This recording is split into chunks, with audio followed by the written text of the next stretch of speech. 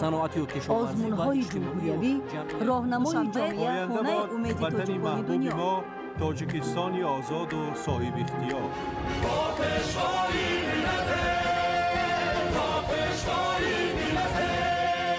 دوست باشید، اتفاق باشید، شکرانه همین دولت کنید، شکرانه همین سرزمین کنید، شکرانه کنید که چنین وطن عزیز و محبوب دارید.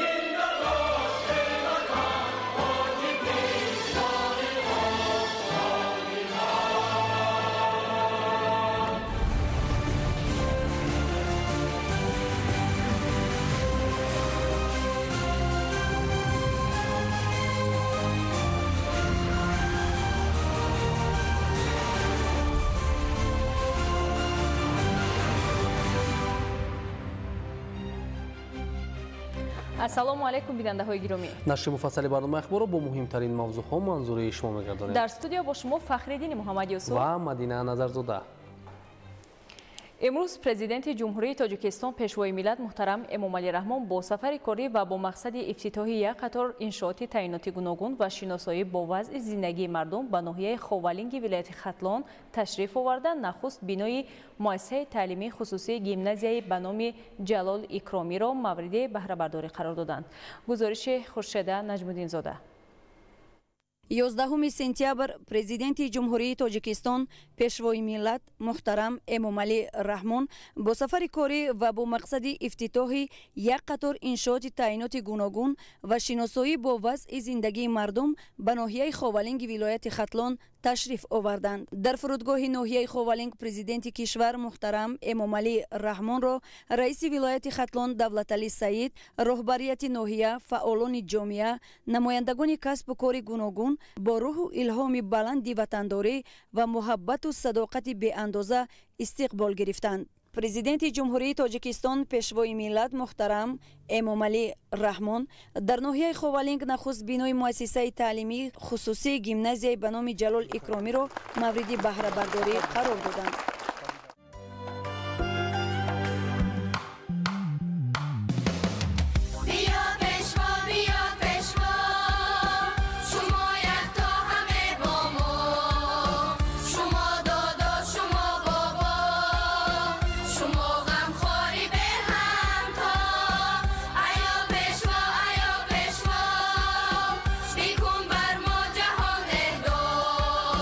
خوشا با زین دری دانی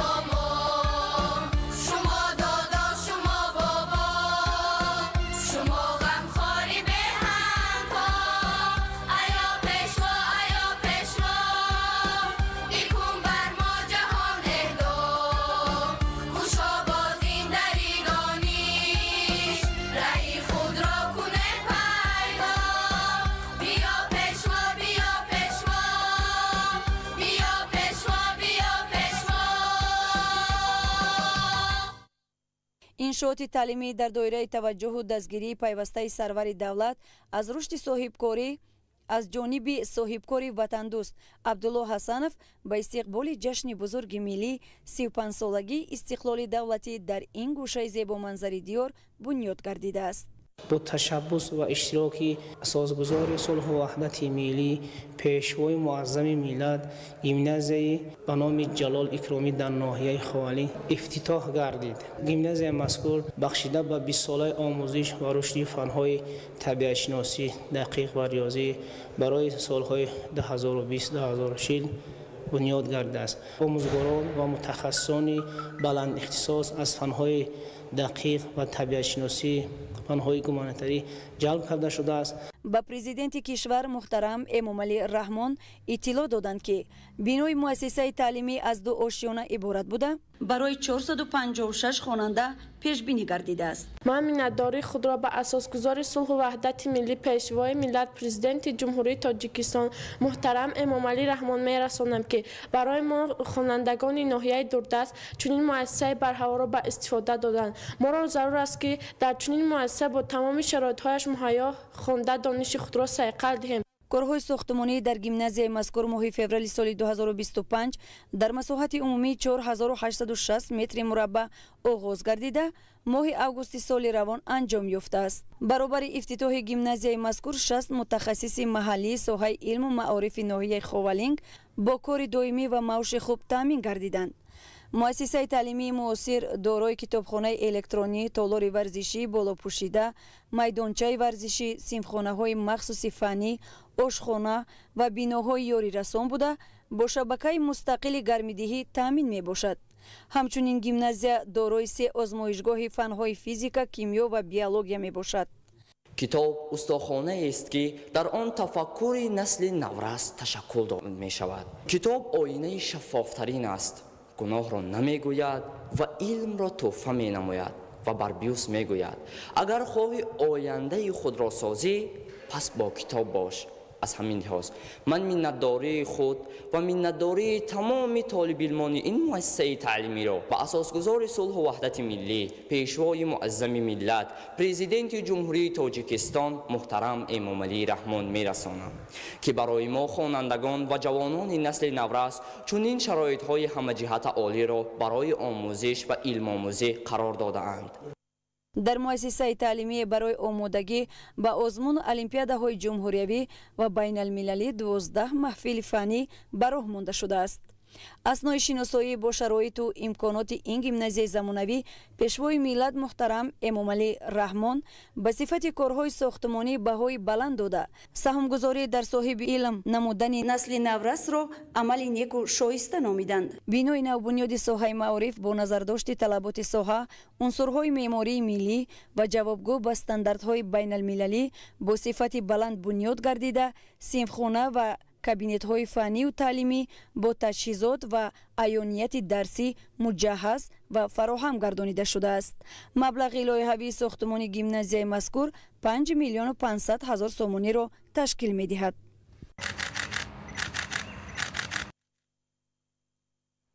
پرزیدنت جمهوری تاجیکستان پیشوای ملت محترم امامعلی رحمان در ادامه سفر کاری در ناحیه خوالینگ 3 مؤسسه تحصیلات میانه عمومی، 2 کودکستان و 1 مرکز ورزشی سیاحی را به طور فاصلوی افتتاح نمودند. 11 سپتامبر پرزیدنت جمهوری تاجیکستان پیشوای ملت محترم امامعلی رحمان در ادامه سفر کاری در ناحیه خوالینگ 3 مؤسسه تحصیلات میانه عمومی، 2 کودکستان و 1 مرکز ورزشی سیاحی را به طور فاصلوی افتتاح نمودند. انشاءات در دهات چقرک، تگیجر و دره مختار ساخته شده روند تحصیل علم و معرفت و جلب نورسان و جوانان را به مشق و تمرین بهتر می سازد.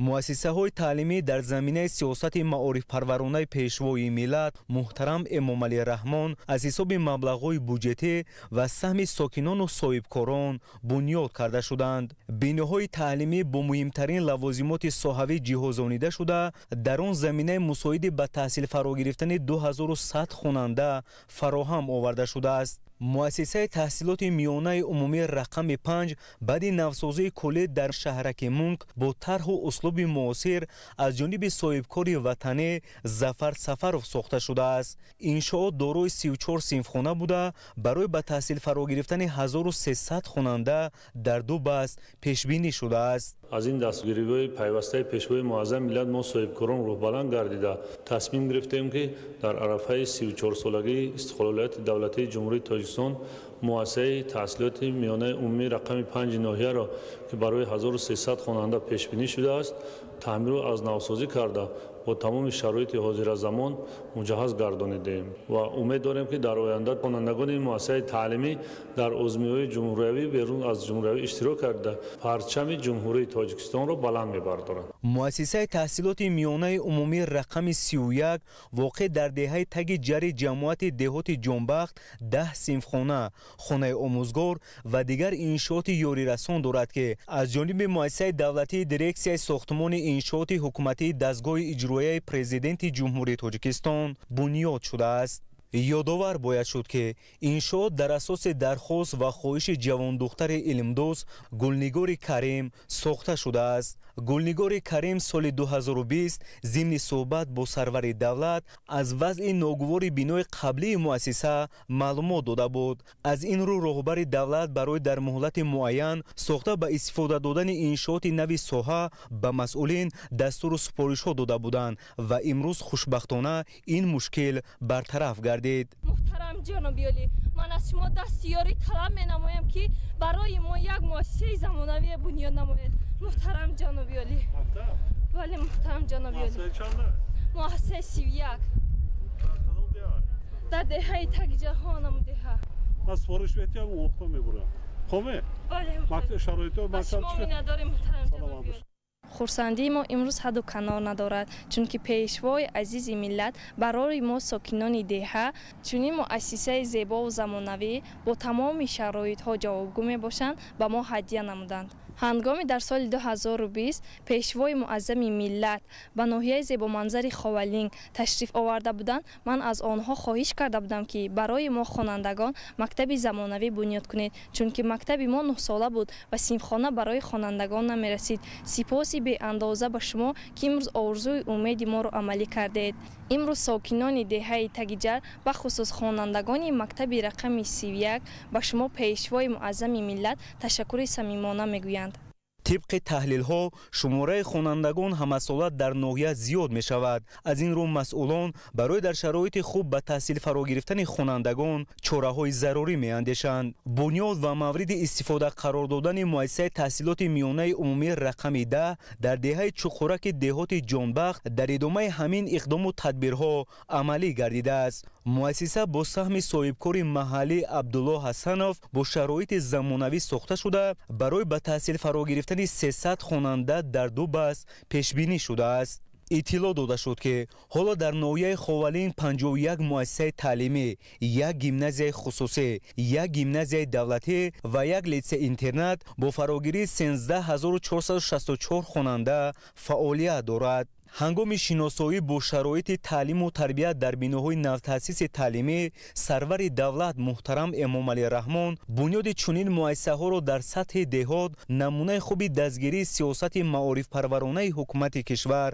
منیداد کردند. مؤسسه های تا مکتبی که با اشتراک سرور دولت در محله میرزا ترسونزاده شهرک مونک و در دهات تگ جری دهات جانبخت به طور مجازی مورد بهره برداری قرار داده شد، دارای شرایط خوبی تحصیل بوده با تجهیزات صحوی مجهز می باشد. مؤسسه تحصیلات تا مکتبی خصوصی آسینات با تشبث صاحبکار محلی جمعخان قاسموف در دوره تدبیرهای آبادانی بنیاد گردیده برای به تحصیل گرفتن 201 پیش بینی شده است. آرایش بنا و صحن و میدان بازی با صفت بلند انجام داده شده، رخت خواب، میز و کرسی و ایونت و اشیاء فراغت و تعلیم موافق به ذوق کودکان فراهم آورده شده است. خرسند از آن هستیم که حکومت جمهوری تاجیکستان ما صاحبکاران را دستگیری می نماید.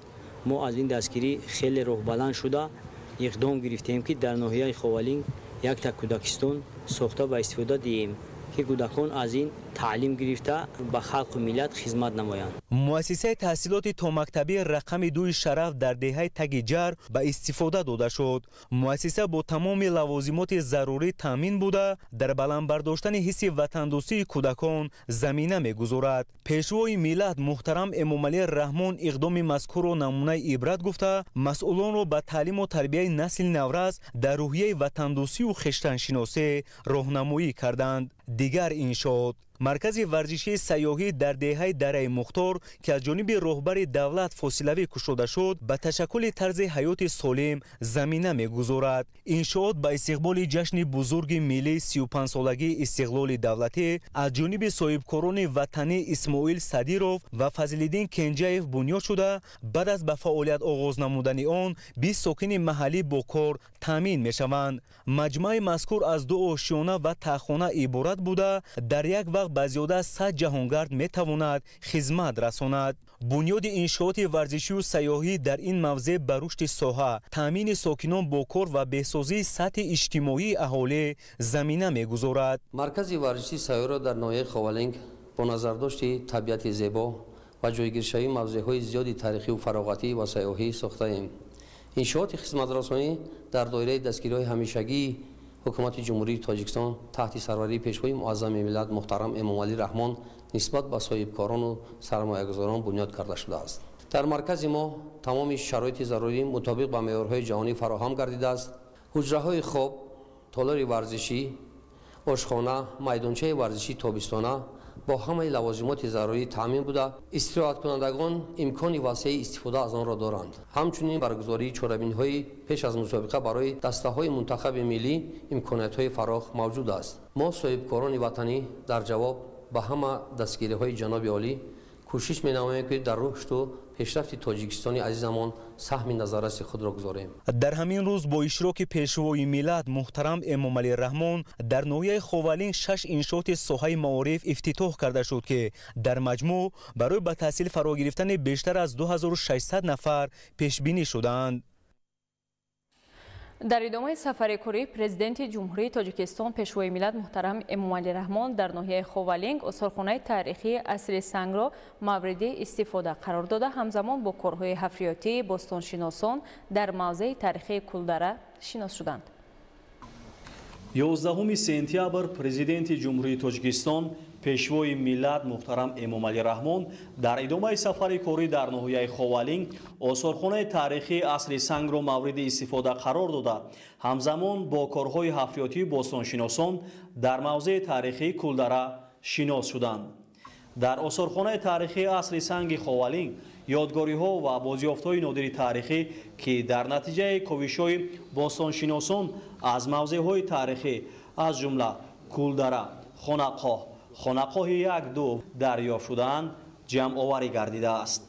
ضمن شناسایی با پیشوای ملت محترم امامعلی رحمان اطلاع داده شد که یادگاری‌های آثارخانه مذکور بازگوی از 3 دوره تاریخی عصر سنگ، عصرهای میانه بروقت و میانه آخر میباشد.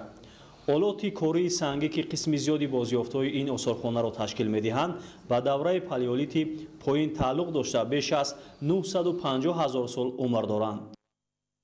باعث افتخار از خرسنده است که در زمان صاحب استقلالی با همین باستانشناسی و با خودشناسی و خودآگاهی ملی و با همین بسیار اعتبار کلان داشته و با ابتکار و نیکی سردار دولت امروز در همین موضع قدیمترین آسیا مرکزی کولدره خاولین یک آثارخانه عصر سنگ در اینجا بنیاد یافته است. راهی منفرش برای سیاح‌ها و برای باستانشناسا یک جای معین استراحت دمگیری که باعث خرسندی میباشد.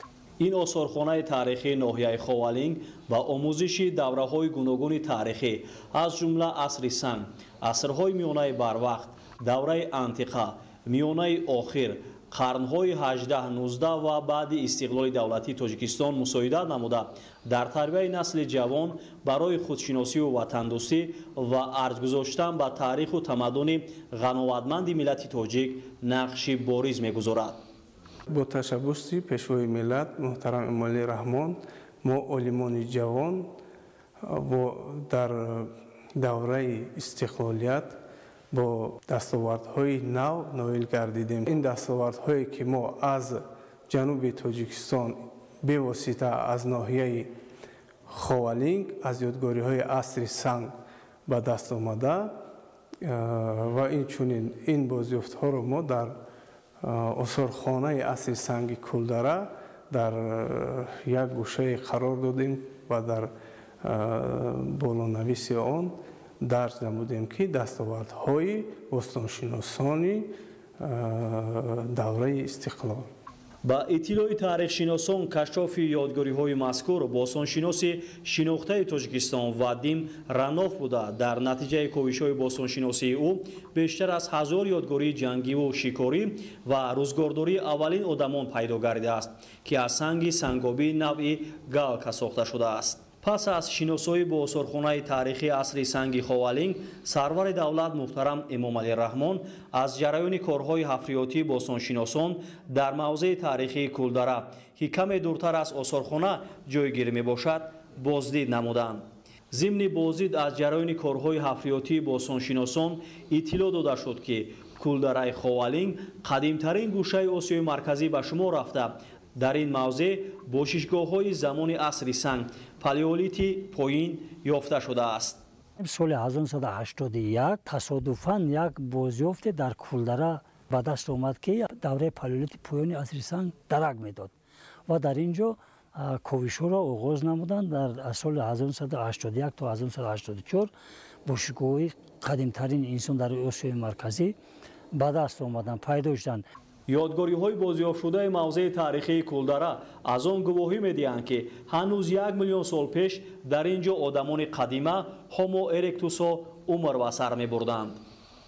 این یادگاری از مهمترین یادگاری‌های تاریخی بشریت به حساب می‌روند و در برابر مهم بودن آن برای تاریخ بشریت اینچنین برای آینده برای تحقیقات‌های آینده زمینه‌های نظررس فراهم آمده و باید ابراز داشت که چنانه که ذکر نمودند 12 قبط مدنی در اینجا مورد تحقیق قرار گرفته است که از همه قدیمترین آن 11 و 12 قبط میباشند که تقریبا 955 1 میلیون سال را در بر میگیرند و این بازیافت‌ها از در عمق 120 متر چقوری که از سطح این تپه ها موجود هستند به دست آمده و باید ابراز داشت که این یادگاری موقع علمی تاجیکستان ما را در عرصه بین المللی باز هم معرفی می نماید. آموزش موضوع های تاریخی حدود جمهوری مخصوصاً آثار دوره عصر سنگ در زمان صاحب استقلالی وسعت تازه پیدا نمود. محض با تشبس‌های فرهنگ دوستانه و دوراندیشانه پرزیدنت جمهوری تاجیکستان پیشوای ملت محترم امامعلی رحمان موضوعهای تاریخی کشور ما با جلب باستانشناسان داخلی و خارجی مورد آموزش و احیا قرار داده شد. نگاره و یادگاری‌های بازیافت شده این مسیر گواهی آن است که تاجیکان ملتی کهن‌بنیاد بوده تاریخ پرغناوت دارند. پرزیدنت جمهوری تاجیکستان پیشوای ملت محترم امامعلی رحمان در ادامه سفر کاری در دهه کولدره ناحیه خوالینگ از نمایش مال و محصولات کشاورزی و هنرهای مردمی نیز بازدید نمودند. 11 سپتامبر پرزیدنت جمهوری تاجیکستان پیشوای ملت محترم امامعلی رحمان در ادامه سفر کاری در دهه کولدره ناحیه خوالینگ از نمایش مال و محصولات کشاورزی و هنرهای مردمی بازدید نمودند. در نمایشگاه مذکور نمودهای گوناگون محصولات کشاورزی به تماشا گذاشته شد.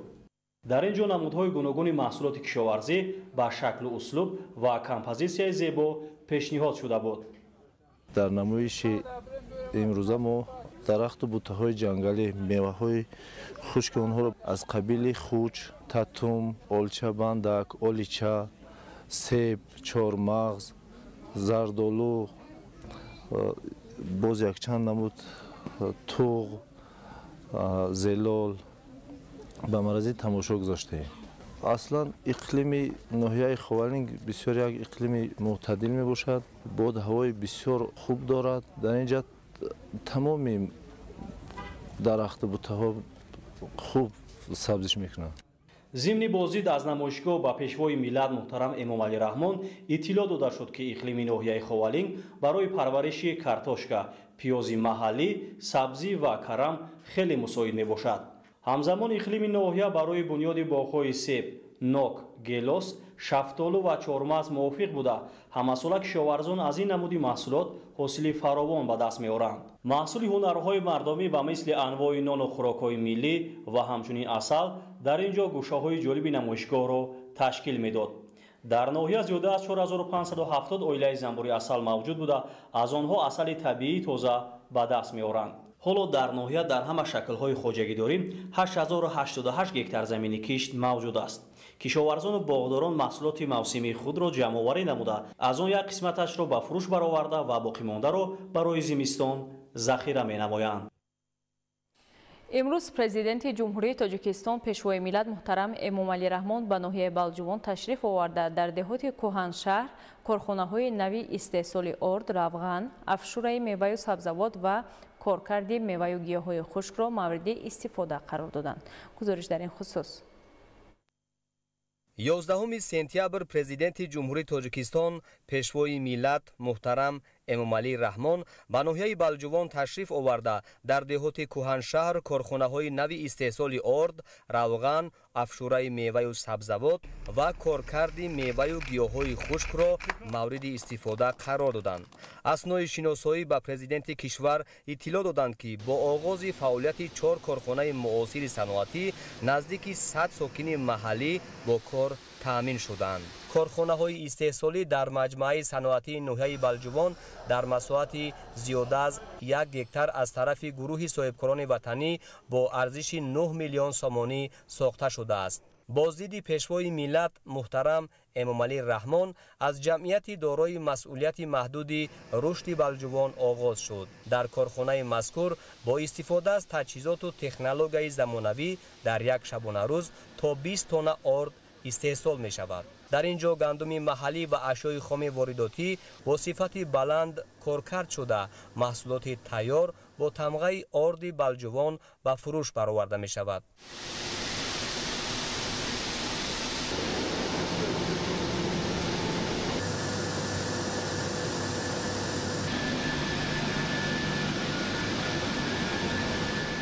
таҷҳизотҳои корхонаи истеҳсоли орди балҷувон аз кишвари Туркия ворид гардида ба ҳама талаботҳои байналмилалӣ ҷавобгӯ мебошад.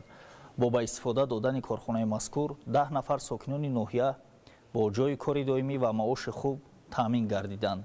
ҷамъият дорои масъулияташ маҳдуди рушди балҷувон нақша дорад ки дар доираи чорабиниҳо бахшида ба ҷашни 35-солагии истиқлоли давлатӣ дар бунёди дигар корхонаҳои саноатию маишӣ саҳмгузорӣ намояд. ҳоло дар ду хатти технологии корхонаи дигари саноатӣ равғани пахта ва офтобпараст дар зарфҳои аз 3 то 10 литра бандубаст мешаванд. таъсиси корхонаҳои нав дар ин самт вобастагии бозори дохилиро аз маҳсулоти воридотӣ давра ба давра коҳиш дода, сатҳи зиндагии мардумро беҳтар мегардонад. шукронаи тинҷӣ, шукронаи сарвари давлат ки мо имрӯз бо чунин шароитҳо муҳайё ҳастем. барои соҳибкор шудан, барои пешравӣ кардан имрӯз ягон мушкилот нест. мо ҳамин тасмими худро порсол гирифтем, аз ҷумҳурии мардуми чин технология ворид кардем, дар давоми 1 сол биноро сохтем, технологияро пайваст кардем. мо метавонем дар як шабонарӯз то 30 тонн равған бастубанд кунем, ноҳияро пурра аз равған таъмин кунем ва инчунин минтақа Ховалинг, Муминобод, Кулоб метавонем ки маҳсулоти худро интихоб кунем. дар хатҳои технологӣ 10 нафар кору фаъолият мекунад ва мо боз 10 нафари дигар метавонем ба ҷои кор таъмин кунем ки ин дар интиқоли равған, фурӯши равған. дар идомаи боздид пешвои миллат муҳтарам эмомалӣ раҳмон ҳамзамон бо фаъолияти корхонаҳои истеҳсоли афшураи меваю сабзавот ва коркарди меваю гиёҳҳои хушк шинос шуданд. иттилоъ дода шуд ки корхонаи муосири саноатӣ барои қонеъсозии талаботи аҳолӣ ва содироти он ба хориҷи кишвар дар доираи ҳадафи 4-уми стратегии саноатикунонии босуръати кишвар аз тарафи соҳибкори ватанӣ Адҳами Холбобо бунёд шудааст. барои коркарди маҳсулот дар корхонаи мазкур ду хатти технологӣ насб шудааст ки тавассути он дар як шабонарӯз 1000 қуттии шартии консерваи меваю сабзавот ва 15 000 қуттии мураббои себ истеҳсол мешавад. корхонаи мо маҳсулотро бо тамғаи шаҳди балҷувон истеҳсол мекунад. Корхона дар ду самт кор мекунад: меваи хушк ва меваи тар. Дар корхона 18 нафар ба ҷои кори доимӣ таъмин шудаанд. Дар ноҳияи балҷувон асосан ҷангал ва боғҳо бисёранд. мо ҳаминро ба инобат гирифта корхонаро сохтем. мо дар ҳамин корхонаи шаҳди балҷувон ба кори доимӣ таъмин гардидем. ман миннатдории худро ба ҷаноби олӣ мерасонам, ки бо дастгирии онҳо чунин корхонаҳо сохта ба истифода доданд, ки мо занҳо бекор наистода омада дар ин ҷо кор кунем. дар ноҳияи балҷувон бо дар назар гирифтани афзоиши талабот ба афшураи меваю сабзавот ва меваи хушк, майдони боғҳои мевадиҳанда ва ҷангалзор васеъ мегарданд. акнун меваю гиёҳҳои шифобахши боғу ҷангалзори ноҳия дар ин корхонаи муосир бо сифати баланду тарҳи ҷолиб коркард шуда бо тамғаи файзи балҷувон ба мизоҷон пешниҳод мешавад. дар корхонаи навтаъсис аз меваю гиёҳҳо зиёда аз 25 намуди маҳсулот истеҳсол мешавад, ки ҷавобгӯи стандарти байналмилалӣ мебошанд. бо бунёди ин корхонаи муосир аввалин маротиба аз ноҳияи балҷувон меваи хушк ба хориҷи кишвар содирот мешавад. мо ният дорем ки маҳсулотҳои дар инҷо бударо содирот намоем. имрӯз зиёда аз 8 намуд маҳсулотҳоро бандубаст намуда ба хориҷи кишвар содирот менамоем. дар ҳамин рӯз зиёда аз 25 нафар коргаронро ба кор гирифтем. ният дорем ки то 50 нафар шумораи коргаронро расонем. мо шукргузор аз онем ки дар ноҳияи балҷувон баҳри беҳбудии мардум бахусус занону духтарони хонашин чунин як корхонаи коркарди меваи хушк ба истифода дода шуд. мо дар ин корхона зиёда аз 20 нафар занону духтарон соҳиби ҷойи кор ва маоши хуб гардидем. дар ҳамин ҷо ба сарвари давлат муҳтарам Эмомалӣ Раҳмон намунаи маҳсулоти корхонаҳои навтаъсис муаррифӣ шуд. тибқи иттилоъ дар корхонаҳои тозабунёд истеҳсоли 40 намуди маҳсулот ба роҳ монда шудааст, ки дар бозор рақобатпазир буда дар баробари таъмини талаботи аҳолӣ ҳамзамон содирот мешавад. зимни суҳбат бо масъулон пешвои миллат муҳтарам Эмомалӣ Раҳмон иқдоми соҳибкорони ватаниро барои саҳмгузорӣ дар рушди истеҳсолоти ватанӣ ва таъмини сокинон бо кор муҳим арзёбӣ намуданд. дар идомаи сафари кории президенти ҷумҳурии Тоҷикистон пешвои миллат муҳтарам Эмомалӣ Раҳмон дар ноҳияи балҷувон бинои шуъбаи кумитаи давлатии амнияти миллии ҷумҳурии Тоҷикистонро мавриди истифода қарор доданд. 11 сентябр президенти ҷумҳурии Тоҷикистон пешвои миллат муҳтарам Эмомалӣ Раҳмон дар идомаи сафари корӣ дар ноҳияи Балҷувон бинои шуъбаи кумитаи давлатии амнияти миллии ҷумҳурии Тоҷикистон дар ноҳияи Балҷувонро мавриди истифода қарор доданд. марҳабо эй пешво, эй раҳнамо, меҳрубон бобои беҳамтои мо ҳама гулҳои боғи кишварем, парвариш дида зидисти сарварем. мешавад меҳан зимо ободтар бар муроди пешвои мӯътабар. ин бино гар ҳадия аз номи шумост, ҳадияи мо бар шумо таҳсили мост. Уважаемый лидер нации, мы обещаем, что в будущем будем, как наши отцы и предки, служить Родине и обеспечивать ее безопасность. Добро пожаловать, уважаемый лидер нации! Dear leader of the nation, you are the founder of modern Tajikistan and a symbol of pride for the great and ancient Tajik people. Welcome, dear leader of the nation. محترم پیشوای معظم ملت، خدوم مبارک شما را به دیاری زیبا منظری بلجوان خیر مقدم میگوییم. در جواب و غمخواری های شما وعده میدهیم که خوب الله خوانده در آینده همچون وارثان ارزنده شما برای تامین امنیت کشور و صلح و ثبات صادقانه خدمت مینماییم. خوش آمدید پیشوای معظم ملت. иншоот дар доираи корҳои ободонӣ ба истиқболи 35-солагии истиқлоли давлатӣ сохта шуда беҳтарин тӯҳфаи ҳукумати кишвар ба кормандони мақомоти амният به شمار می رود. برای تامین کارمندان این نهاد با منزل زیست در بنا 9 خانه استقامتی با تمام شرایط زیست مهیا کرده شده است که بازگوی از توجه سرور دولت محترم امامعلی رحمان به کارمندان این نهاد قدرتی می باشد. محترم جناب عالی، از نام همه عائله‌های خدمتیان نظامی به شما برای هدیه نمودن خانه‌های نو استقامتی میnnتداری صمیمی خود را بیان می‌کنیم. این غمخواری برای هر یک عائله ما رمز محبت و پشتیبانی شما میباشد. ما وعده می‌دهیم که همیشه صادقانه به تاجیکستان عزیزمان خدمت می‌کنیم. در همین جا سرور دولت محترم امامعلی رحمان به کارمندان شعبه کمیته دولتی امنیت ملی جمهوری تاجیکستان در ناحیه بلجوان کلید خانه‌های استقامتی را تقدیم کردند. خانه‌ها 2 حجرگی بوده با همه لوازمات روزگار جهازانیده شدند. سرور دولت محترم امامعلی رحمان از کارمندان این نهاد دعوت نمودند که با استفاده از چنین شرایط و امکانیت به نفع ملت و دولت صادقانه و صافدلانه خدمت نمایند. چراغ پایه های نصب شده و گل و درختان آرایشی و سایه افکن صحن بنا را زیبایی دیگر می بخشد. مکتب پرزیدنتی برای خوانندگان بالایوقت نخستین مؤسسه نسل نوی سوهای معارف در ناحیه بلجوان است که امروز با اشتراک پرزیدنت جمهوری تاجیکستان پیشوای ملت محترم امامعلی رحمان به استفاده داده شد. مکتب پرزیدنتی برای خوانندگان بالایوقت نخستین مؤسسه نسل نوی سوهای معارف در ناحیه بلجوان است که 11 سپتامبر با اشتراک پرزیدنت جمهوری تاجیکستان پیشوای ملت محترم امامعلی رحمان به استفاده داده شد. تأسیس چنین مؤسسه در ناحیه‌های دوردست که از لحاظ برنامه‌های تعلیمی، کادرهای صاحب تخصص، امتیاز به خوانندگان و شرایط و اینفراستراکچور برتری دارد، بازگو از زیر توجه رهبر دولت قرار داشتن سوهای معارف و علم میباشد. انشاء در اساس سفارش پیشوای ملت محترم امامعلی رحمان وابسته به رشد ذهن و تفکر خوانندگان با 5 بنای مطابق به معیار و طلبات معاصر ساخته شده است.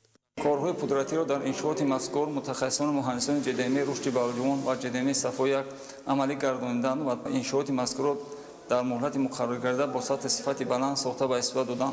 با باوری میتوان گفت که با استفاده دادن انشاءات مذکور زمینه مساعد تعلیم و تربیت برای خوانندگان هم ناحیه و دیگر شهر ناحیه‌های جمهوری به وجود میآید. در 32 سیمخانه مجهز امکان است که 1520 خواننده در 2 بست به تحصیل فرا گرفته شوند. سیمخانه‌های کامپیوتری پیوست با شبکه اینترنت به دریافت ادبیات گوناگون و آموزش علم‌های زمان معاصر مساعدت می‌کند. برای اسقاط کردن علم‌های دقیق سیمخانه‌های شیمیا، بیولوژیا و فیزیکا با مهمترین دستگاه و لوازمات تعلیمی تجهیزانیده شدند که این در آموزش نظریوی و عملی خوانندگان نقش مؤثر می‌گذارد. طور تاکید گردید هدف دولت و حکومت از فراهم آوردن چنین شرایط آماده کردن کادرهای دارای دانش و ملکه بلند است که آینده توانند در اداره امور دولتی و وطن عزیز سهمگذار باشند. ضرورت استفاده با ثمر از این دستگاه و تجهیزات نوترین با تشکیل و برگزاری درس‌های عملی بیشتر تاکید گردید. صنفخانه‌های تعلیمی مهنت، مجلسگاه با 180 جای نشست، آشخانه،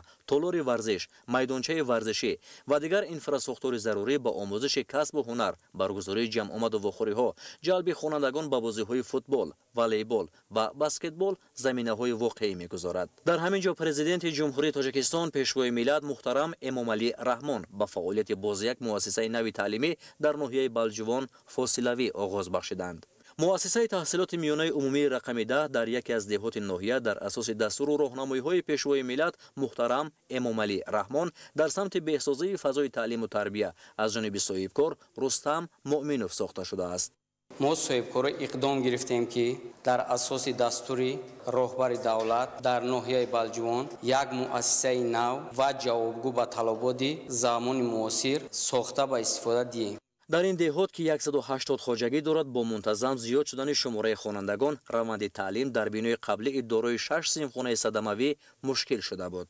پیش مؤسسه تحصیلات میانه عمومی رقم 10 6 سیمخانه و یک اتاق دیرکتور یا اتاق آموزگار داشت که برای 140 نفر خواننده در یک بس پیش بینی شده بود. بینایی که قبلا ما در آن فعالیت می‌نمودیم با شرایط امروزه تعلیم جوابگو نبود. هم‌آوازی شخصان وطن دوست با سیاست معارف پرورانه رهبر دولت در دهات مذکور باعث شد که این مشکل جدی اهالی دهه برطرف گردد.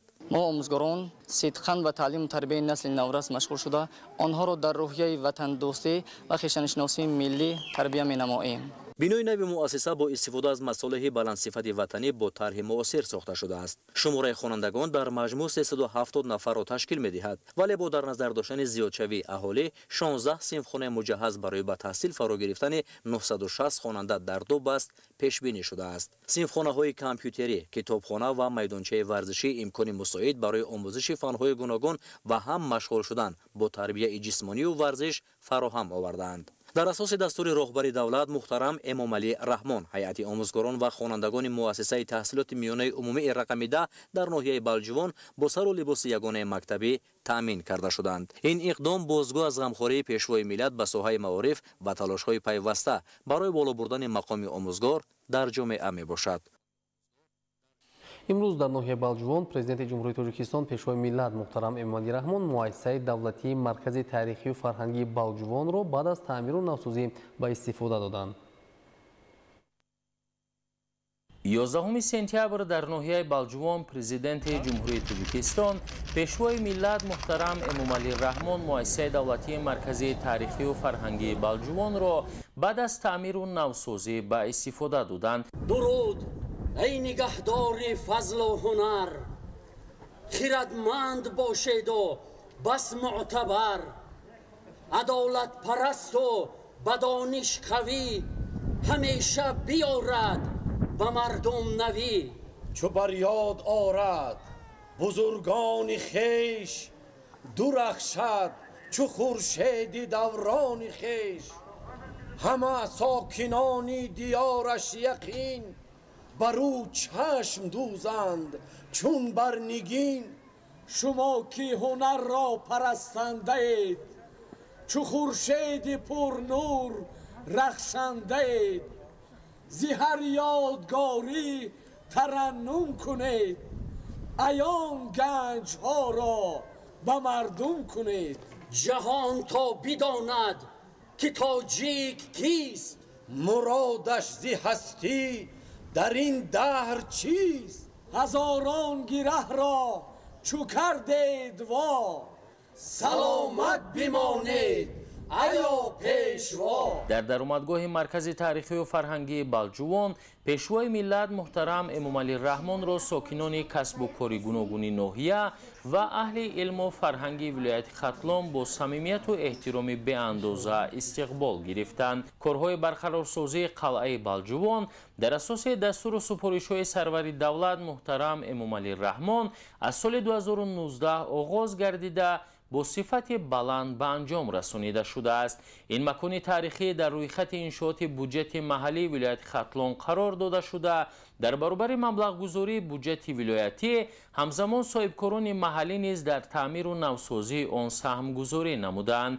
برای نوسازی قلعه بالجوان از حساب بودجت 6 میلیون و 322 هزار سومانی و از حساب صاحبکاران 17 میلیون و 624 هزار سومانی مبلغ گذاری شده است. ارزش عمومی نوسازی انشاءات 23 میلیون و 946 هزار سومانی را تشکیل می‌دهد. انشاءات مذکور یکی از یادگاری‌های تاریخی ناحیه به حساب رفته همساله شماره زیادی سیاحان داخلی و خارجی از آن دیدن می‌نمایند.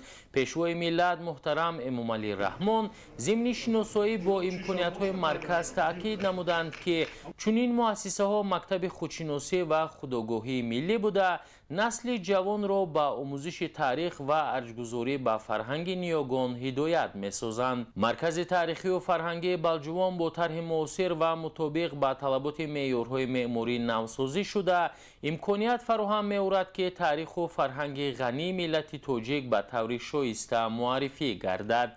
مرکز دارای تالار کلانی نمایشی، آثارخانه تاریخی، کتابخانه و گوشه‌های مخصوص فرهنگی ملی میباشد. هر یک گوشه با هنر بلند معماری و طرح زمانوی آرا یافته تاریخ قدیمه و فرهنگ غنی مردم تاجیک را انعکاس میکند.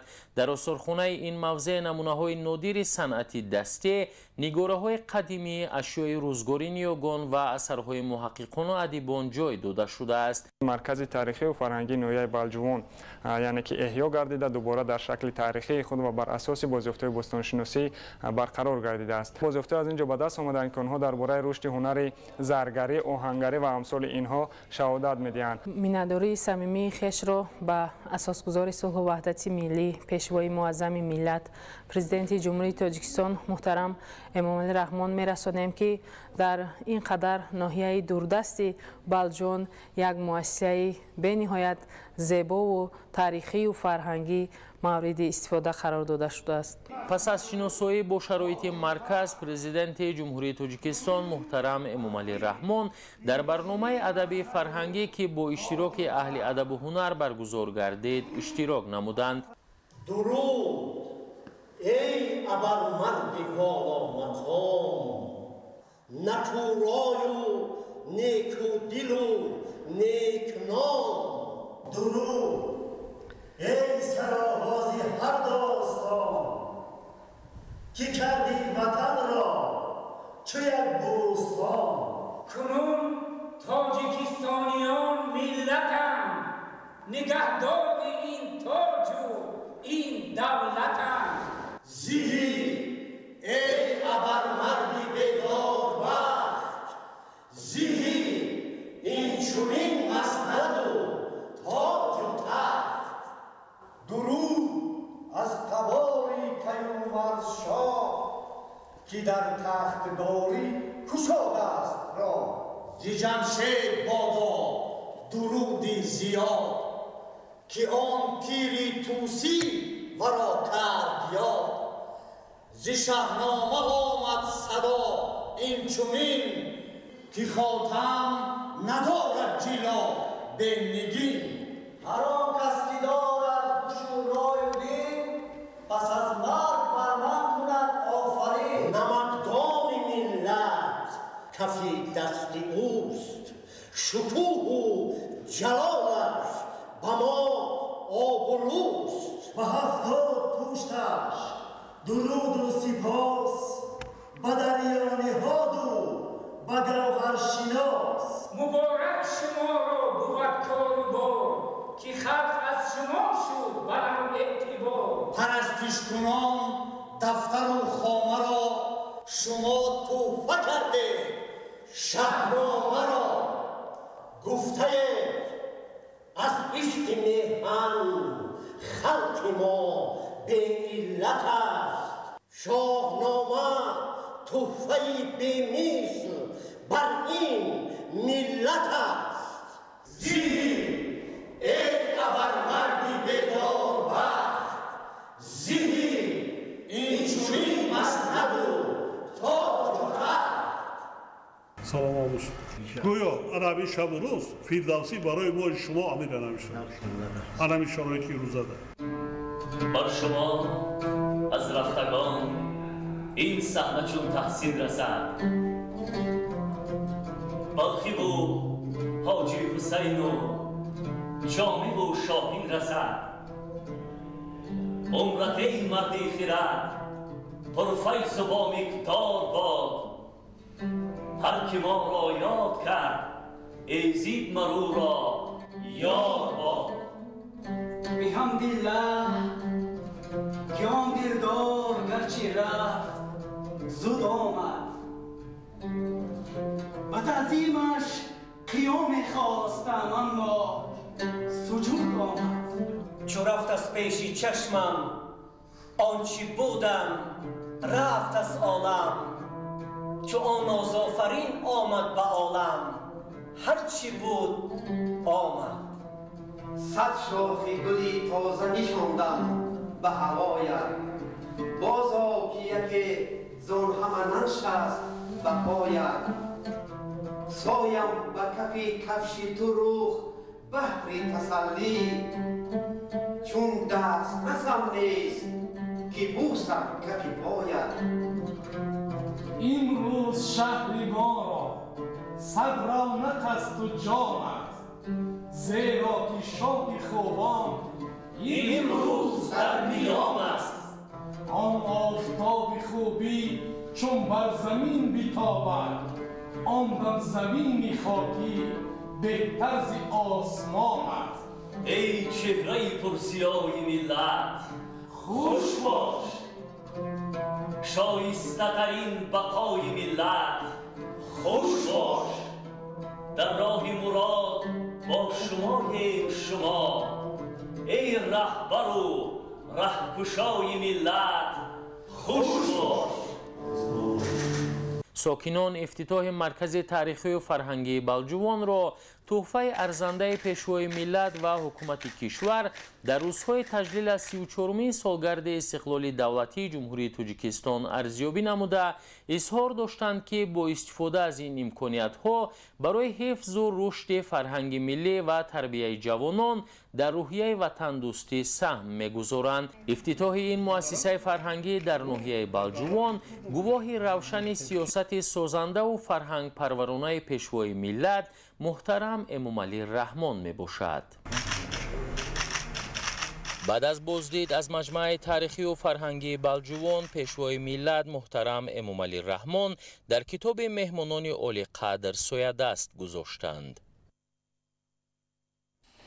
در دایره سفر کاری در ناحیه بلجوان ولایت ختلان، پرزیدنت جمهوری تاجیکستان پیشوای ملت محترم امامعلی رحمان با لایحه بنیاد راه ماشینگرد دارای اهمیت جمهوریوی بلجوان سرخواستار شناس شدند.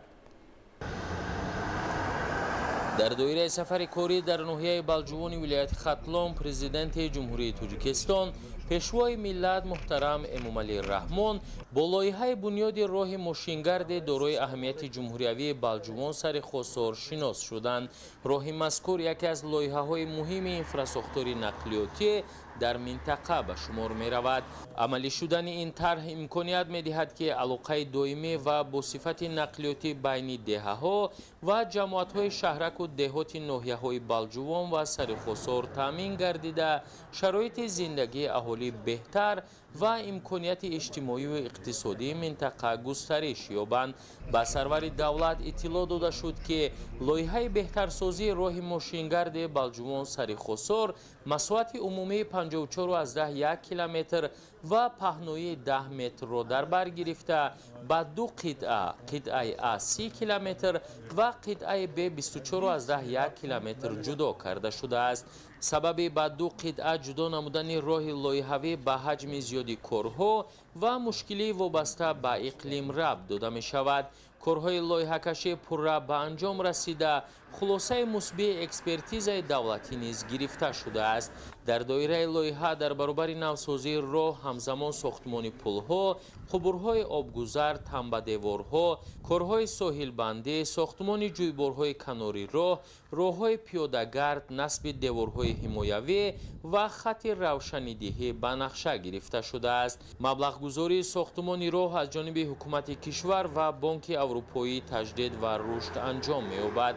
سرور دولت ضمن شناسایی با لایحه تاکید داشتند که ساختمان با صفت و سریوقتی راه ماشینگرد بلجوان سرخواستار برای رفت و آمد ساکنان، ثمرناک استفاده بردن زمین‌های کشت، استفاده با ثمر جنگلزار، جمع‌آوری حاصل میوه و سبزیجات و رشد ساحه سیاحی مساعدت می‌نماید.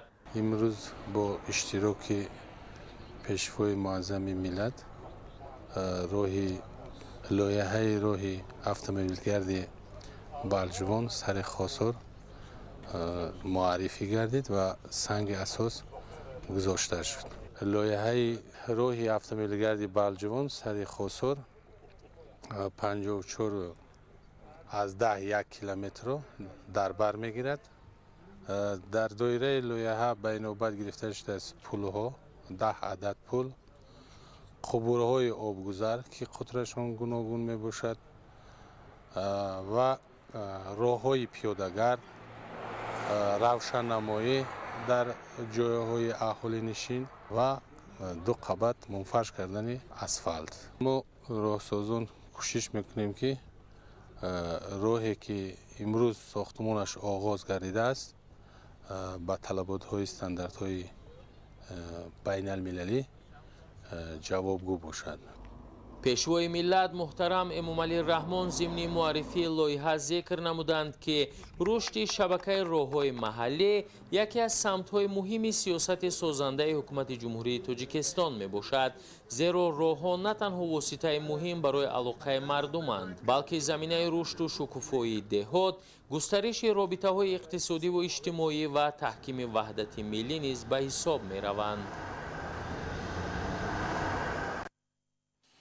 11 сентябр президенти ҷумҳурии Тоҷикистон пешвои миллат муҳтарам Эмомалӣ Раҳмон бо мақсади шиносоӣ бо вазъи зиндагии мардум ва ифтитоҳи якчанд иншооти ҷашнӣ ба муносибати ҷашни бузурги миллии 34-солагии истиқлоли давлатӣ ба ноҳияҳои Ховалинг ва Балҷувони вилояти Хатлон сафари корӣ анҷом доданд. Дар доираи сафари кории сарвари давлат муҳтарам Эмомалӣ Раҳмон ҳамчунин дар ин ноҳияҳо бо иштироки намояндагони ҳукумати кишвар якчанд иншооти таъиноти гуногун мавриди истифода қарор дода шуданд. гузориши ҳамкорони мо дар ин хусус. муассисаи таҳсилоти миёнаи умумии рақами 5 баъди навсозии кулӣ дар маҳаллаи шаҳраки Мунг бо тарҳу услуби муосир аз ҷониби соҳибкори ватанӣ Зафар Сафаров сохта шудааст. иншоот дорои шароити мусоиди таълиму тадрис буда, дорои 34 синфхонаи муҷаҳҳаз мебошад. ҳоло имкон аст ки дар ин муассисаи навбунёд 1300 хонанда дар ду баст ба таҳсил фаро гирифта шаванд. хонандагон имкон доранд ки бо истифода аз кабинетҳои фаннии химия, биология, физика, география, технологияи меҳнат ва технологияи иттилоотӣ дониши худро сайқал диҳанд. бо шарофати соҳибистиқлолӣ ва ғамхориҳои пешвои муаззами миллат муассиса имрӯз пурра аз таъмир бароварда шуд ва талаботи замони муосир бунёд гардидааст. мо кӯшиш менамоем ки насли наврасро дар рӯҳияи ватандӯстӣ ва хиштаншиносӣ тарбия намоем. дар ин муассиса ду китобхона электронӣ ва анъанавӣ фаъолият менамояд ки ин дастрасии хонандагонро ба адабиёт ва барномаҳои таълимӣ таъмин месозад. барои тарғибу ташаккули тарзи ҳаёти солим дар муассиса толори барҳаво ва муҷаҳҳаз сохта шудааст. хонандагон метавонанд бо истифода аз ин шароит худро ҷисман обу тоб диҳанд. маҷлисгоҳ бо 100 ҷой ва ошхона барои 60 ҷои нишаст, ҳуҷраи табиб ва дигар иншооти ёрирасон ки дар муассиса сохта шуданд дар маҷмӯъ ба беҳбудии сифати таҳсил ва кору фаъолияти омӯзгорон замина мегузорад. муассисаи зебову муосири таълимӣ имкон медиҳад ки минбаъд наврасону ҷавонони шаҳраки Мунг дар шароити муосир бо таҳсил фаро гирифта шаванд.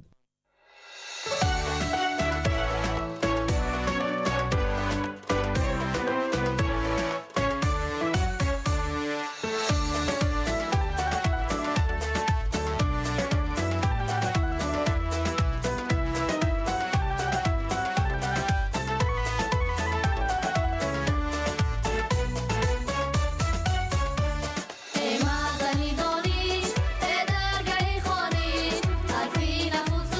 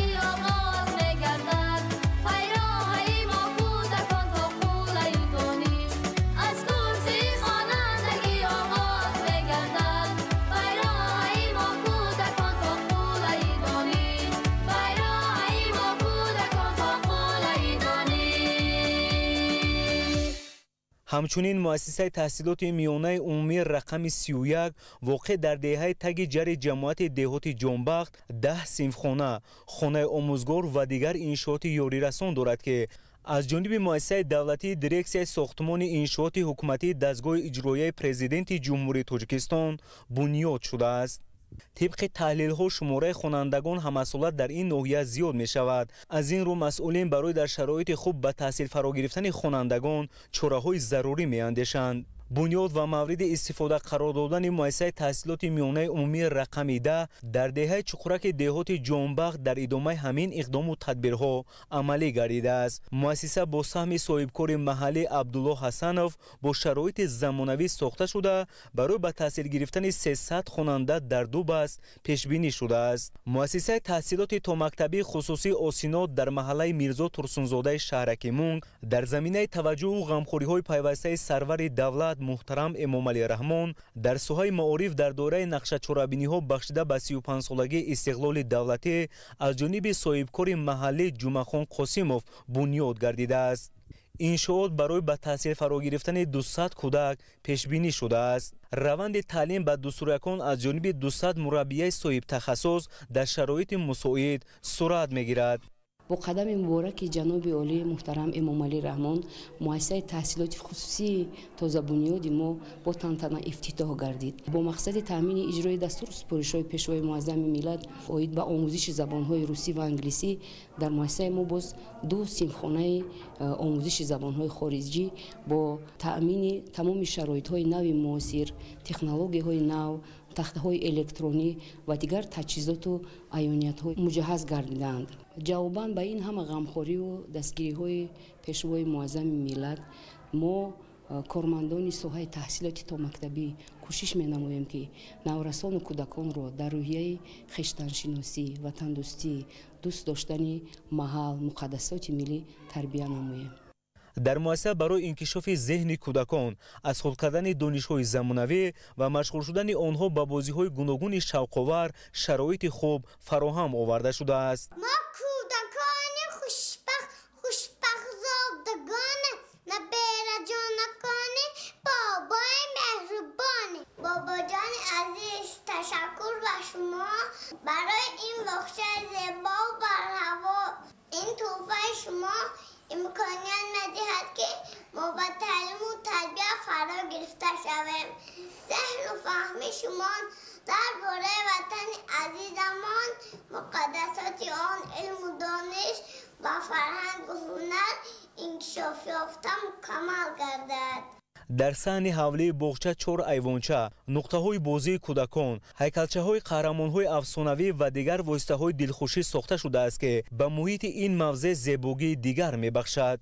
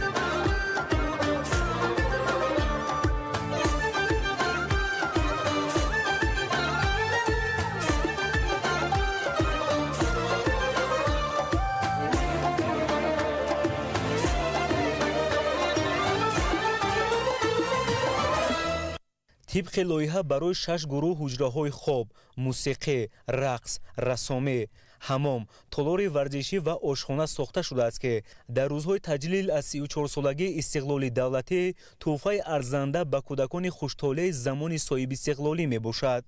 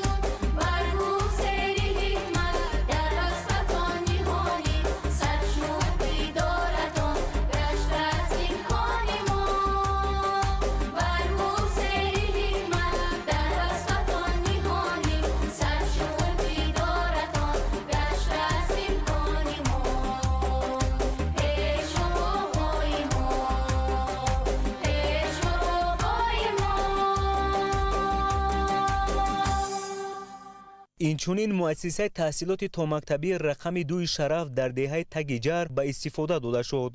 مؤسسه با تمام لوازمات ضروری تامین بوده در بلند برداشتن حس وطندوستی کودکان زمینه می‌گذارد. ما کارمندان ساحه معارف به نهایت از آن شد و خرسند هستیم که امروز در بنای سابق مؤسسه رقم 31 که همچون مؤسسه کم‌ناسوس فعالیت می‌نمودند با بنیاد گردیدن بنای نو و زمانوی برای مؤسسه بنای قبلی همین مؤسسه با باغچه بچگان با دستگیری ساکنان دهه تگیجر بنیاد کرده شده است با تمام تجهیزات‌های لازمی. این غمخواری‌های پیشوای معظم ملتمان را سرمشق کار خود نموده در تعلیم و تربیت نسل نورس در اساس برنامه‌های تعلیمی برنامه دولتی رشد مؤسسه‌های تا مکتبی برای سال‌های 2020-2025 سرمشق کار خود نموده تمام سعی و تلاش خود را بهر در یک روحیه آرام و سازگار به وای رسیدن نسل نورس روانه می‌نماییم. همزمان مرکز ورزشی سیاحی در یکی از موضع‌های زیبا و دلفریب ناحیه خوالینگ از جانب صاحبکاران وطنی اسماعیل صدیروف و فضل‌الدین کنجاєв به استقبال جشن بزرگ ملی 35 سالگی استقلال دولتی بنیاد شده است. با بنیاد و مورد استفاده قرار گرفتن انشاءات 20 ساکن محلی با کار تامین گردید. انشاءات نوی ورزشی سیاحی با طرح معاصر و جوابگو به طلبات ساخته شده دارای مهمانخانه، آشخانه و دیگر انشاءات یاری رسان می باشد. در مرکز ورزشی سیاحی امکان است که در یک وقت به 100 نفر جهانگرد خدمت رسانیده شود. با مقصد ترغیب و تشویق طرز حیات سالم و عمومیت ورزش در این مرکز شرایط ضروری مهیا می باشد. در آن 26 حجره با 56 کت خواب، حجره های کاری، آشخانه با 180 جای نشست، میدانچه فوتبال، تالارهای ورزشی و دیگر انشاءات یاری رسان موجود است. قابل به ذکر است که مرکز ورزشی سیاحی با طرح و اصولهای خاص خود یکی از مکانهای دیدنی سیاحان به حساب می رود. بنیاد انشاءات ورزشی و سیاحی در این موضع به رشد ساحه، تامین ساکنان با جای کار و بهسازی سطح اجتماعی اهالی زمینه خواهد گذاشت. در سیاست اجتماعی جمهوری تاجیکستان دستگیری طبقه نیازمند از جمله یتیمان کل، نیم یتیمان و کمبیزواتان موقع محوری دارد. در دوران صاحب استقلالی کشور در جمهوری تاجیکستان یگان یتیم و شخصان امکانیتشان محدود از لطف و مهربانی پدرانه پیشوای ملت پرزیدنت جمهوری تاجیکستان محترم امامعلی رحمان به نصیب نمانده، آنها همیشه تحت حمایت دولت و حکومت کشور قرار دارند. همین است که در دوره سفر کاری پیشوای ملت پرزیدنت جمهوری تاجیکستان محترم امامعلی رحمان در ناحیه خاولینگ با اشتراک نمایندگان حکومت جمهوری تاجیکستان، مسئولین مقامات اجرایی حکومت دولتی ولایت و ناحیه در دهه ایالدره ناحیه خاولینگ 10 منزل نو استقامتی با طرح نو زمانوی که برای عائله‌های کم بضاعت، بی‌سرابان و نیازمند ساخته شدند به استفاده داده شد. مادر 4 فرزند یتیم هستم. طولی 2 سال می شود که منزل استقامتی نداشتیم. امروز با شرافت پیشوای ملت محترم جناب امامعلی رحمان صاحب خانه شدیم. ما مینتداری خود را به پیشوای ملت محترم جناب علی میرسانیم. در حق ما زنهای تنها غمخواری میکنند. خانه های ما با تمام شرایط ها مهیاست. منزل‌های نو استقامتی از 3 حجره عبارت بوده، هر کدام با مبلغ 150,000 سامانه با تمام تجهیزات ضروری تامین گردیدند. مادری 3 فرزند یتیم باشم که در بین فرزندم 1 فرزندی معیوب دارم. من میانه‌دارگی خود را به اساس گذاری صلح و وحدت ملی پیشوای ملت محترم امامعلی رحمان میرسانم که در جشن استقلال چنین تحفه‌های بی‌نظیر به ما تقدیم کرده شد. در هفته ساختمان زیاده از 30 نفر کارگران محلی با جای کار و معاش خوب تامین گردیدند. منزل‌های نو استقامتی در دوره توجه و غمخوری‌های همیشگی سرور دولت محترم امامعلی رحمان در همکاری با شریکان رشد ساخته شده در روزهای تجلیل از جشن 34مین سالگرد استقلال دولتی همچون تحفه ارزشمند از جانب حکومت جمهوری تاجیکستان ارزیابی گردید. عائله‌هایی که صاحب منزل‌های نو استقامتی گردیدند به پیشوای محبوب و غمخوار ملت محترم امامعلی رحمان مینتداری خویش را بیان نمودند. من طول 8 سال می شود که شوهرم وفات کرده است و با 2 فرزند یتیمم در اجاره نشینی آورم و شکرگزار از آنم که چنین سرور دولت و ملت دارم. شکرگزارم از دولت خودمون. در عرفه استقلالیت دولتی ما صاحب چنین منزل هایی با تمام شرایط مساعد فراهم گردیدیم. مینتداری صمیمی خود را به پیشوای معظم ملتمان محترم جناب عالی میرسانم. من مینتداری خود و زنان و بانوان ناحیه خاولینگ را با اساسگذاری صلح و وحدت ملی پیشوای معظم ملت محترم امامعلی رحمان میرسانم که امروز در عرفه جشن استقلال دولتی به 10 نفر زنان تنها و بی سرپناه خانه‌های استقامتی با تجهیزات‌های نو و زمانوی ساخته و استفاده داده شد. باعث افتخار و سرفرازی است که توجه حکومت جمهوری تاجیکستان و مخصوصاً پیشوای معظم ملت نسبت به زنان برجا مانده، زنان تنها، یتیمان، بی‌پرستاران زیاد بوده. آنها از کمک‌های خیرتمندانه و پدرانه پیشوای معظم ملت برخوردار می‌گردند. 11 آگوست در دوره سفر کاری پیشوای ملت پرزیدنت جمهوری تاجیکستان محترم امامعلی رحمان در ناحیه خاولینگ راه محلی ماشینگرد از فرودگاه تا ترمینال مسافرکشانی مرکز ناحیه و از دهه کل احمدی تا آثارخانه کلدره با درازی 5.1 کیلومتر مورد استفاده قرار گرفت. در موازنه مؤسسه دولتی نگهداری روحی افزونگر ناحیه خاولینگ مجموعاً 126 از 4 کیلومتر موجود است. از آن جمله 117 کیلومتر روحی اهمیت جمهوری می باشد، 115 کیلومتر روحی اهمیت محلی می باشد. امروز با تشبث صاحبکاران و تندرست در ناحیه 5.1 کیلومتر روحی منفرش گردند. خصوص در مرکز ناحیه 3.8 و در دهه چقرک 750 متر و در موضع کلدره 1.1 کیلومتر روحو ساخته با استفاده داشتن که این هم باشد در دوره 34 سالگی استقلالیت دولتی جمهوری تاجیکستان روی دست گرفته شده است. اکنون بعد مورد بهره برداری قرار دادن راه ماشینگرد هزاران نفر ساکنان ناحیه از این راه استفاده میبرند. بنیاد راه در روزهای تجلیل از جشن 34 سالگی استقلال دولتی جمهوری تاجیکستان در دوره تشبس‌های خیرخواهانه صاحبکاران محلی تحفه ارزشمند حکومت جمهوری تاجیکستان به مردم ناحیه خاولینگ میباشد. زیرا راه ماشینگرد با اقدام صاحبکاران محلی با صفت بلند و جوابگو به طلبات استانداردهای راهسازی بنیاد کرده شد. واقعا هم 34 سال استقلالیت دولتی جمهوری تاجیکستان این باعث گردید که در تمام ساحه‌های اجتماعی و اقتصادی خواجگی خلق عموما در جمهوری پیشروی‌های نظررس دیده شود.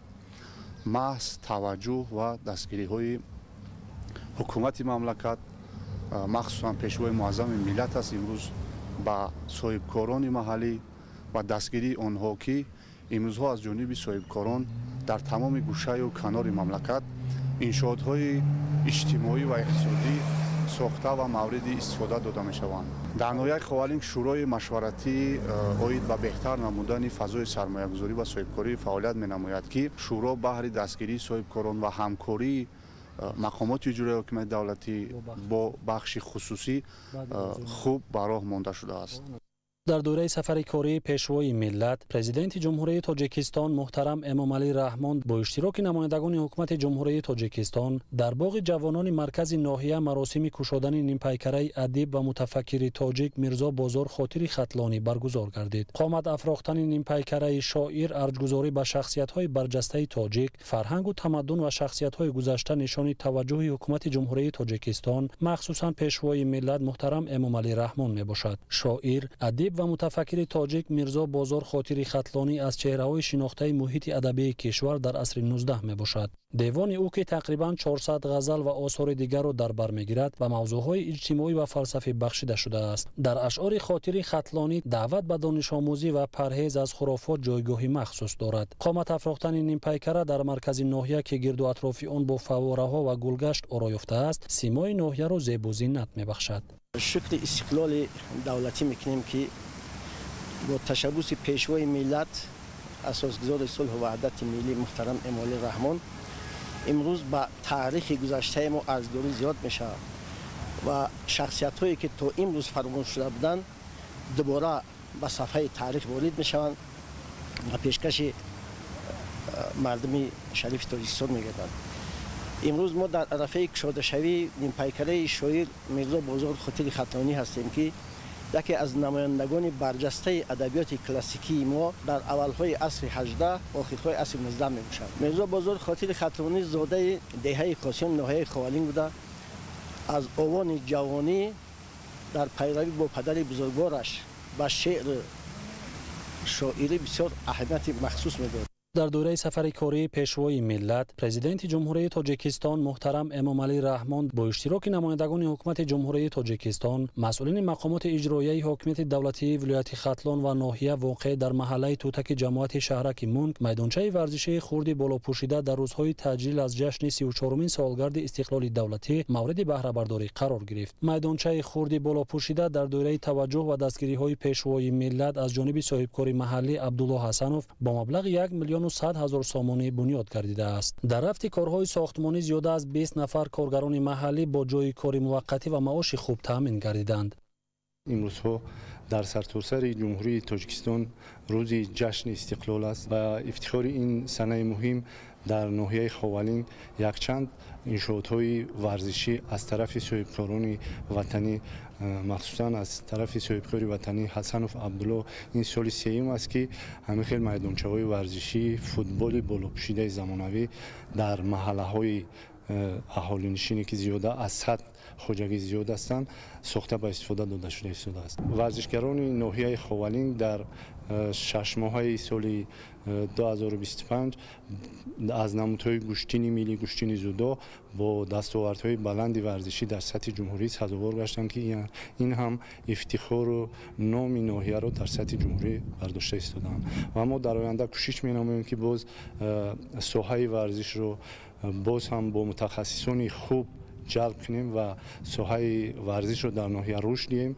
و نامبرداری ناحیه و نامبرداری جمهوری و بیرون از جمهوری گردن که این برای آبرو نفوس مردم تاجیک و ملت تاجیک هم یک کاری نیکی میباشد. من میnnتداری خودم رو به پیشوای معظم ملت میرسونم که با دستگیری های پیوسته و زشت‌دوستانه خودشون و در همه شهر و ناحیه های جمهوری انشاءات های ورزشی ساخته به استفاده داده شده ایستادند. بنیادی چنین میدانچه‌های نو زمانوی به ترغیب طرز حیاتی سالم، عامه‌گردانی ورزش و جلب نورسان و جوانان به مسابقه‌های گوناگون ورزشی مساعدت نموده در آن بازی‌های فوتبال، والیبال و بسکتبال برگزار می‌گردند. در دایره سفر کاری پرزیدنت جمهوری تاجیکستان پیشوای ملت در ناحیه خوالینگ با اشتراک نمایندگان حکومت جمهوری تاجیکستان کارگاه سنگ میدکونی در محله ساختمانچیان شهرک منکی ناحیه خوالینگ به استفاده داده شد. اطلاع داده شد که کارگاه نوی صنعتی از طرف صاحبکاری وطنی سعیدов محمد جان در پیروی از سیاست سازنده و آبادگرانه حکومت کشور بنیاد شده است. در دایره دستور و هدایت‌های پیشوای معظم ملت محترم جناب عالی امامعلی رحمان ما صاحبکارا تصمیم گرفتیم در این ناحیه خوالینگ заводи سنگ و شغل بنیاد کردیم. در آینده نقشه داریم تعداد کارگران رو زیاد کرده و کارخانه‌های استحصالی رو زیاد نماییم. کارگاه سنگ میدکونی در میدان 20 گکتار با مبلغ 2,300,000 سومانی ساخته شده با خط معاصر استحصالی و دیگر تجهیزات ضروری که از دولت‌های خارج دسترس شده است مجهز گردانیده شده است. اقتدار استحصالی کارگاه در 12 ساعت 80 کوب را تشکیل می‌دهد. با بنیاد کارگاه صنعتی سنگ میدکونی 5 جای کاری تأسیس یافته. در آینده نزدیک صاحبکاران عزم گرفتند که با بنیاد یکچند کارگاه‌های خرد صنعتی در محله ساختمانچیان تعداد کارمندان را زیاد نموده جایهای کاری نو تأسیس دهند. همچنین خود همین روز با اشتراک نمایندگان حکومت جمهوری تاجیکستان در دهه چقورک ناحیه خوالینگ کارگاه سنگ میدکونی و استحصال بتون را مورد استفاده بری قرار دادند. به نمایندگان حکومت جمهوری تاجیکستان اطلاع داده شد که کارگاه نوی صنعتی از جانب جمعیت دارای مسئولیتش محدود تاجیکستانی عثمانبوس و صاحبکار وطن دوست حسنف عبدالله بنیاد گردیده است. کارگاه سنگ میدکونی و استحصال بتون در میدان 20 گکتار با مبلغ 7,800,000 سومانی در دایره هدف 4 ملی صنعتی کنانی با سرعت کشور بخشیده به جشن بزرگ ملی 35 سالگی استقلال دولتی جمهوری تاجیکستان بنیاد شده است. اقتدار کارخانه در 8 ساعت 190 کوب را تشکیل می دهد و آن خاصه به استحصال میدکونی سنگ، قم و بتون روانه گردیده است.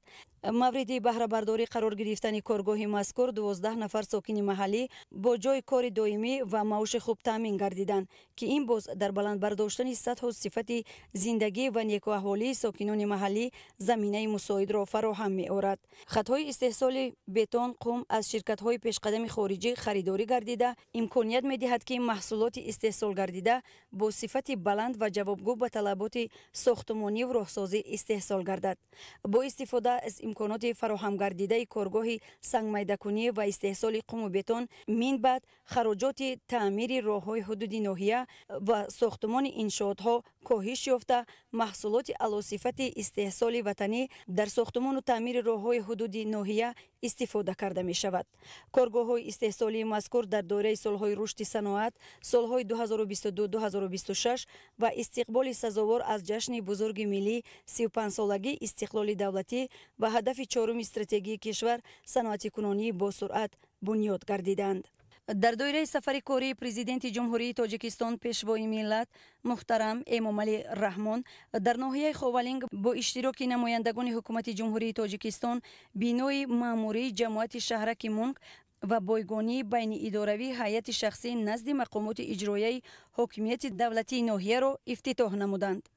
بخشیده به جشن استقلالیت دولتی جمهوری تاجیکستان و با دستگیری اساسگذار صلح و وحدت پیشوای ملت پرزیدنت جمهوری تاجیکستان محترم امامعلی رحمان در ناحیه خوالینگ بینای نوی زمانوی بایگانی بین اداره حجت شخصی به استفاده داده شد. در آینده با نقشه گرفته شده است که همه حجت‌های بایگانی با طریق الکترونی اسکنر نسخه برداری کرده برای پیشرفت کاری ساحه بایگانی زمینه خوب می‌گذارد.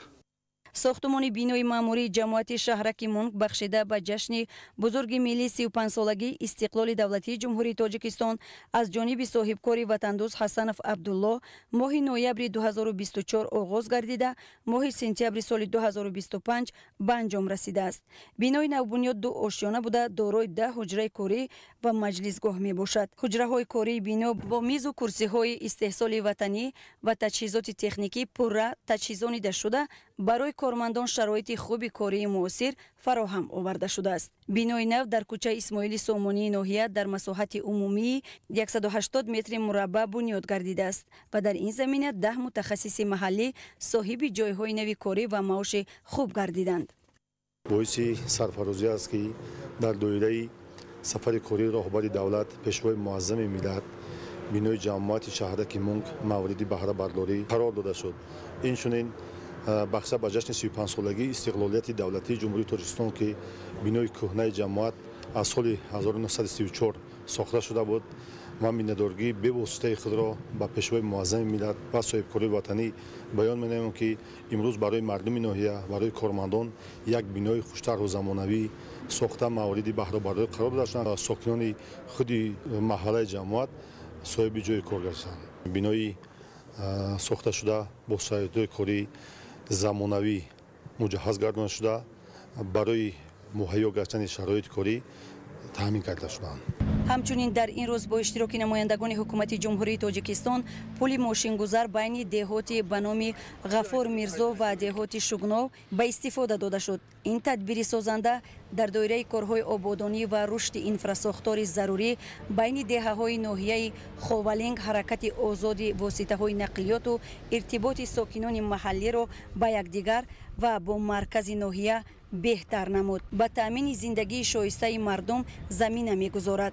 در جامعه دیوت شگناو نویه خوالینگ خرسندی مردم حد کنار ندارد که دو پل ماشینگذاری که دریای راخسو را عبور میکنند با درازی 104 متر ساخته به استفاده داده شد از طرف کارخانه جدمم گنج وحدت.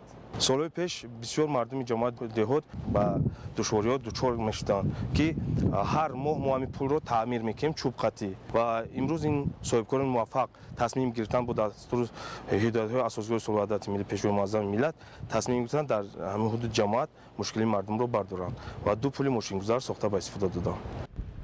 باید گفت که بنیاد و نوسازی راه و پل‌های اهمیت محلی داشتن است. در زمینه همین سیاست سازنده راهبر دولت در تمام قلمرو کشور عملی کرده می شوند که این عامل صورت بخش در روند کارهای آبادانی و سازندگی راه اندازی گردیده از جانب صاحبکار وطنی کریموف رحم‌الدین ساخته شده است که مشکلی رفت و آمد ساکنان محل را برطرف نمود. درازی پل ماشینگذار 100 متر را تشکیل نموده با مبلغ 3.5 میلیون سومانی ساخته شده است.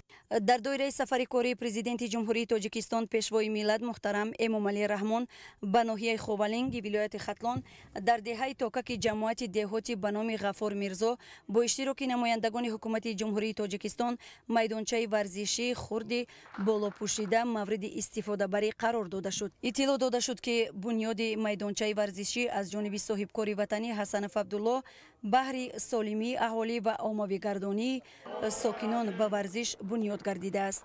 باعث افتخار و شرافمندی است که مردم سربلند ناحیه خوالینگ روز تا روز با زندگی تنج و آرام و آسایشته روبرو می‌گردند. در عرفه 35 سالگی استقلال دولتی جمهوری تاجیکستان 16 عدد میدانچه‌های ورزشی یعنی ساخته به استفاده داده شد که از این تعداد 6 عددش چنین میدانچه‌های بالا پوشیده به حساب می‌رود. اینچنین خودی همین روز نمایندگان حکومت جمهوری تاجیکستان از رفت جمع‌آوری کارتوشکا در خوجگی دهقانی خالیان دیدن کردند. اطلاع دادند که در این خوجگی با استفاده از تخم‌های بلند حاصلناکی به 600 سنتنری میرسد. حاصل جمع‌آوری گردیده از این منطقه در برابر بازارهای ناحیه به شهر و ناحیه‌های جمهوری پیشنهاد کرده می شود. سال آینده با نظرداشت اقلیم مساعد و خاک حاصلخیز مساحت کشت در این منطقه افزایش داده می شود.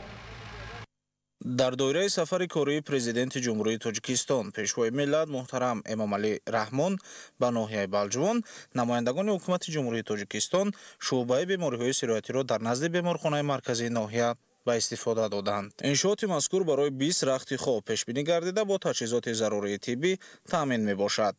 бунёди чунин шуъбаи муосир дар ноҳияи Балҷувон на танҳо ҷавобгӯи талаботи замони муосир аст, балки ба беҳтар гардидани сатҳу сифати хизматрасонии тиббӣ барои аҳолии маҳаллӣ мусоидат мекунад. намояндагони ҳукумати кишвар бо шароити фароҳам гардида аз наздик шинос шуда бо табибон ва кормандони соҳаи тандурустӣ ҷиҳати сари вақт ба ташхису табобат фаро гирифтани аҳолӣ тавсияҳо доданд. зикр карда шуд ки дигар ноҳияҳо ба шаҳри Душанбе рафтан ба табобат фаро гирифта мешаванд ва мо метавонем ки ҳамун беморие ки мисол гирифтор бемориҳои сироятӣ буданд дар ҳудуди ноҳия ба табобат фаро гирифт.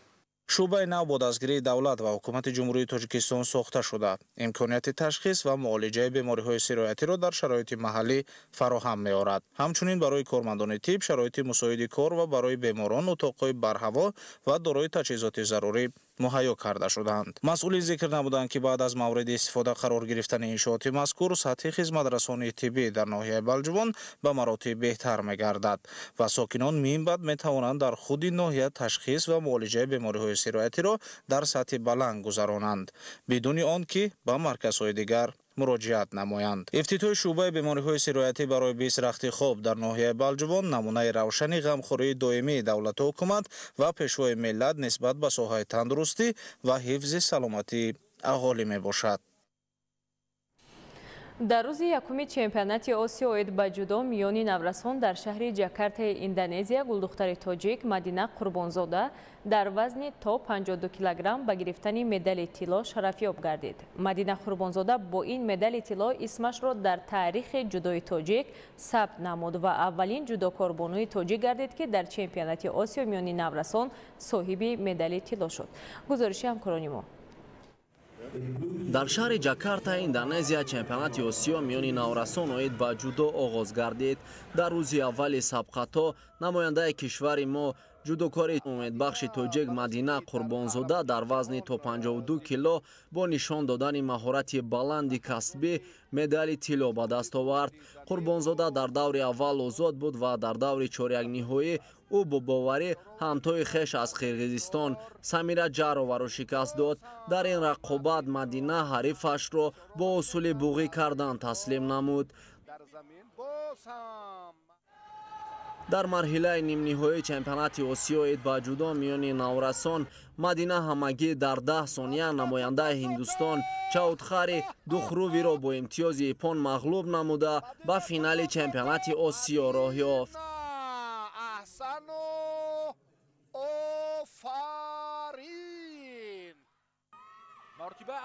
Мадина Қурбонзода на танҳо барои худ балки барои тамоми миллати тоҷик дастоварди бузургро ба даст овард.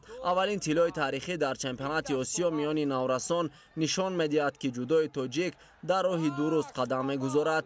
Мадина дар финал Нигина Умурзақова ҷудокори ӯзбекистониро шикаст дод. рақобати ҷудокорон бештар аз 9 дақиқа идома кард ва Мадина бо ба даст овардани имтиёзи юко пирӯз гардид.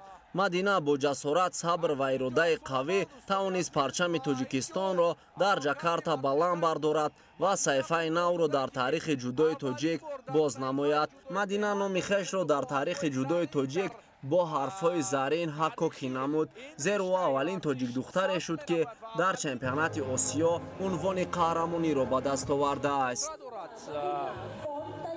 Наргиза Умирзакова акнун ин Мадина аст. дӯстони азиз,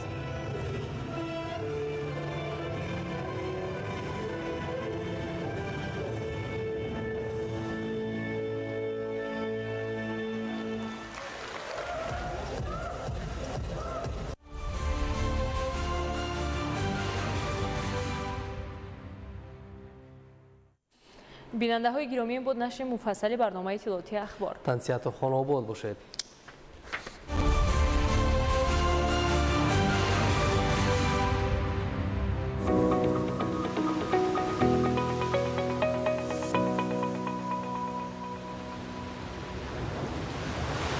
қаҳваи интихобшудаи арабика таъми бой ва дурахшони қаҳваи ҷакеи 3 дар 1 ҳангоми зарурат қувва медиҳад. бо шарофати ҷакей ба ҳама чиз вақт меёбам.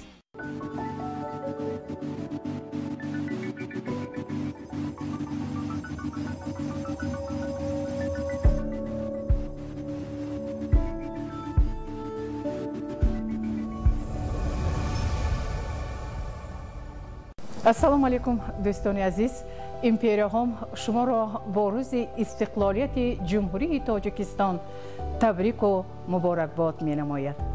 ба муносибати ин ҷашни бузург империяҳом тахфифҳои калони то 50%-ро ба тамоми молу маҳсулот пешниҳод менамояд. аз фурсат истифода бурда бо империяҳом манзили худро боз ҳам зебо ва бароҳат гардонед.